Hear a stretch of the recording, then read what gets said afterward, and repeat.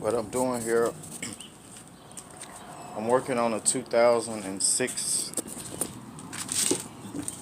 Chevy Impala. Um, I got it for my daughter and her old man. And the transmission, when I bought it, the transmission was bad. It didn't have forward, wouldn't go forward. And so I bought a used transmission that I was gonna completely take that one out and put in there, but me moving too fast, noticed that the transmission that I got had a crack at the tail shaft. And so when I got home, it was turned where I didn't see it. It wasn't that open. I just opened it. When I got home, I took it apart, and you can see it was just, it was out of there. Excuse me. The whole. So what I was hoping for is, I just said I'm gonna just take that one that's in there apart where it's at and see what went wrong with it. What I probably could have did from the beginning. But since I had that transmission and the old one, I was able to take it apart and between the two transmissions come up with the right transmission. Now, this drum was in the car, the transmission that was in the car. And you can see it's kind of look like it done got hot. I'm gonna move it over here. And this is the one that came out of the other transmission with the broken tail end. Well, these two washers, this bearing and washer, they were missing. And so because it was missing, it caused it to have a little play, which eventually kicked the forward drive band off. And if you can look at it, it looks kind of black, burnt. And I noticed when I was draining the fluid from the beginning that I noticed the fluid, it had that material in it. It wasn't metal, it was more that material, but this is the band out of the other transmission. And you can see how it's brown and it's kind of thick. It's kind of like brake shoes.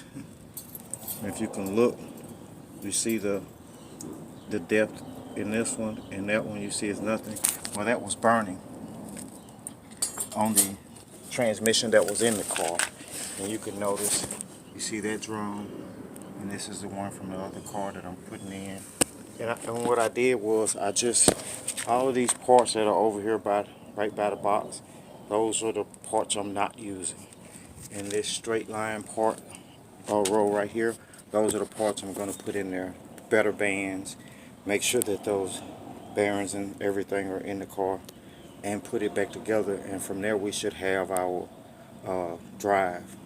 But like I said, the car would go in reverse, but it didn't have drive, and the forward the band was off, and that basically probably came off because of those washers right there being out and having play and shaking and everything. And I even noticed when I put it in drive, when the wheels were on the ground, it wouldn't move. The wheels wouldn't move, but you could tell when you were pushing it. Sometimes it seemed like it was trying to go, and then when I jack it up, it would move, but the wheels were jumping so much, and that was from that shaft going around and around. But anyway, the transmission is still in the car. All I did was drop that subframe. I was gonna actually pull the whole engine out.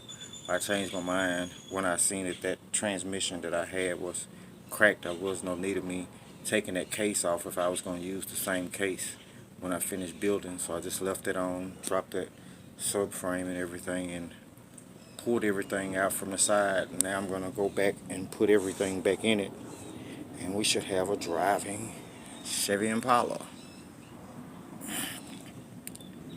And that was pretty much all. So I know I saw a lot of people asking questions about their Impalas having reverse but no drive. And That's one of the things you want to check. Make sure that bang. And I'm not being funny, but it's really fairly easy to take this transmission out. It's very easy to take it apart and put it back together. You know, get a video of somebody taking it apart and putting it back together and just follow them step by step. But that was the problem. No drive, but reverse. 2006 Chevy Impala.